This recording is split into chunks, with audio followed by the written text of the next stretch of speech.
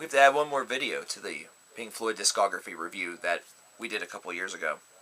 It's, of course, The Endless River, which is the new album, album number 15, the final album, which is out here in America.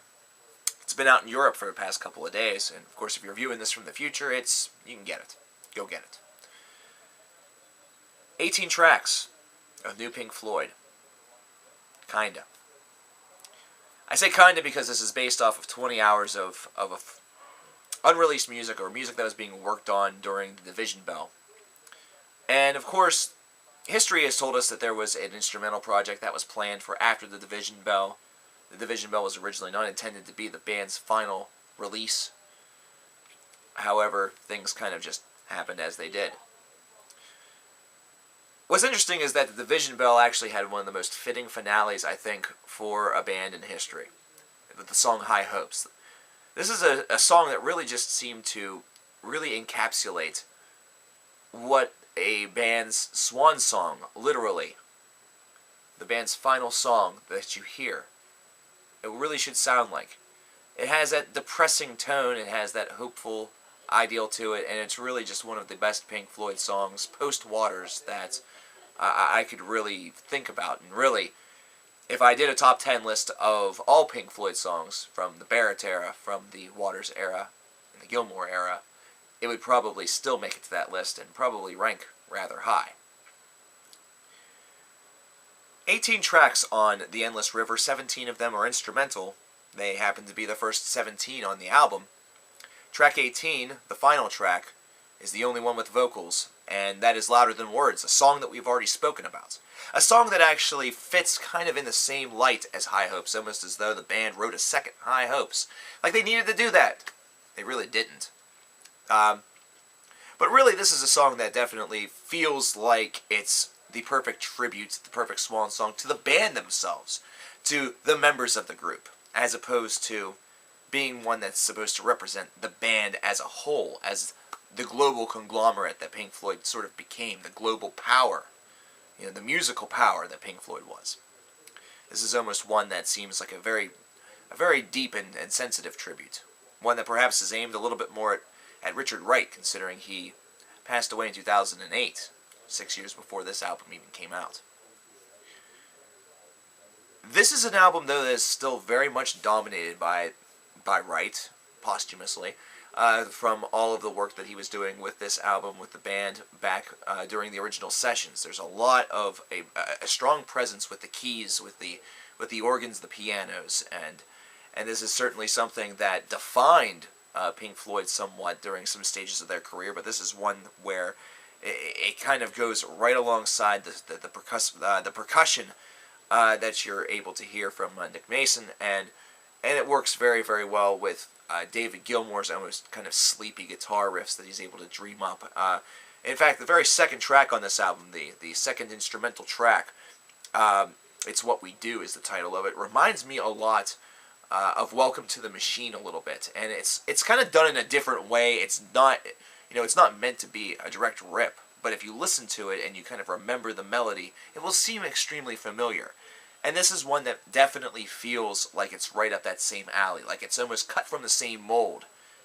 Some people may look at that and find it to be a little bit less than creative, almost as though the band decided to milk the goat machine once again, so to speak. Either that or, I don't know what the hell I just quoted. I know that that's something that I saw in the past.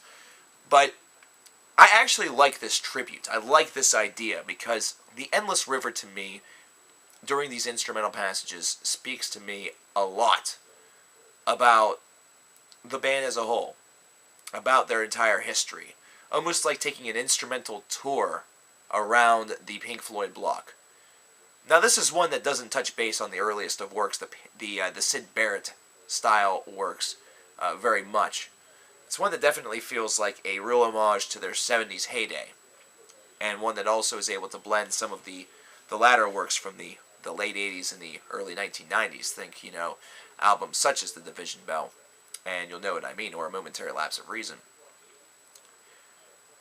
It's one where this sleepy and dreamy guitar is one that kind of drowns out everything, but then you hear the keys, then you hear the synth, then you hear Richard Wright's presence. And it's something that actually gives it an underlying sublime feeling to it. One that definitely makes the whole entire narrative feel complete. This is an album that scoots by pretty quick, and it does have some real stellar moments to it. Talkin' Hawkin' is one that definitely comes to mind. It's a 3.5 minute long song that's near the end of what they call side 3. So we're talking about 14 tracks in at this stage of the game. Just something that really is able to blend everything very nicely and has a nice groove to it. Definitely one of the stronger portions of the album. I think that side 2 is relatively weak. In fact, the middle part of this disc definitely feels a little bit more dreamy, but it's also a little bit more quick.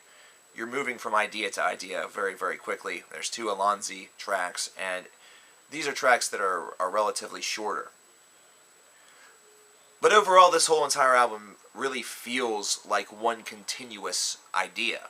Almost as though this project that was meant to be penned after the Division Bell was meant to be perhaps one continuous piece of music that was divided into many smaller portions, kind of divided into themes, divided into ideas, divided into stages, almost as though they're trying to tell a story musically and musically alone.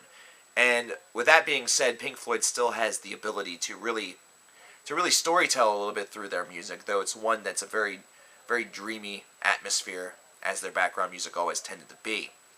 Something where you almost have to use your own imagination and kind of take your own mental journey with it. It's almost like you're the one that's choosing the adventure, and it's one that actually works well, though the adventure that really comes awash whenever you listen to The Endless River perhaps involves a little bit too much drifting on said river, as opposed to encountering rapids and having a real adventure, I guess. That being said, though, this is an album that is able to really accomplish what it set out to do very, very well. It provides everybody with a little bit of perhaps a closure whenever it comes to Pink Floyd. This is a legend. This material was a legend before the idea of this album even surfaced. There were rumors about this, and there were things that had been announced prior to the release of the Division Bell that indicated that was their future goal. So now the legend finally comes full circle. It's almost like listening to the Basement Tapes by Bob Dylan for the first time. And they're still releasing bootleg series of the Basement Tapes, considering the wealth of songs that were written during that period of history. This is a period of history where Pink Floyd really was already setting themselves up for their future until their future just got derailed. And all in all, it's not bad, but it's depressing to hear. It's not depressing to hear because the material is poor. All in all, I would say this album is average at best. It's nothing special. It's just nice to hear another Pink Floyd album, one more before, I die or before anybody else does. So, the novelty, the nostalgia factor, the idea that you never thought it would happen and then it did, all of that shock value definitely feels a bit rewarded. But there's going to be a lot of people that are going to feel rather let down by it. But all in all, I think it also accomplishes some things on a musical level. I think it showcases that one of the best portions of Pink Floyd's material throughout the years, aside from the lyricism that's been presented, was certainly their way of really presenting narrative through music. They had a style that was really all their own. They had one that certainly was unique. One that certainly you could use to tell a Pink Floyd song from, say, any other band of the generation or the era. And so that trademark style certainly works to their favor. It's not their strongest material. It's nowhere near their best material. But Louder Than Words is a swan song that actually, whenever it comes, nearly causes you to take a step back and weep. Principally because it's like experiencing high hopes all over again. Almost like watching someone die only to have them resurrect. Perhaps they were only in a coma, only to watch them die again. It's sad, but it's fitting. Overall, I'd give the album a 78 out of 100. It fulfills its destiny of being a Pink Floyd album. It fulfills its destiny of definitely sounding like a Pink Floyd album. Its shortcomings are in the true strength of the material, the fact that only one of these tracks has lyrics. But maybe that's actually alright. Maybe this is the only song that needed lyrics. Maybe they needed to vocalize the goodbye, whereas for the previous 17 tracks, they weren't vocalizing it at all. They were letting the music do the talking. This is an album where the music does a lot of the talking. What did you guys think about The Endless River? Did it feel like you were drifting on one? Because I sometimes got that feeling as well, and it was kind of a very melancholy feeling. What did you guys think about this album? What do you think about Pink Floyd as a band? What do you think about their legacy? What do you think about their discography? Comments below, please. Pink Floyd's legacy will live forever, even if they no longer release albums. Let's face it, we didn't think we were going to get this. 20 years it took. I doubt that there's anything else. The band has indicated that this is it. But you never know. You never know.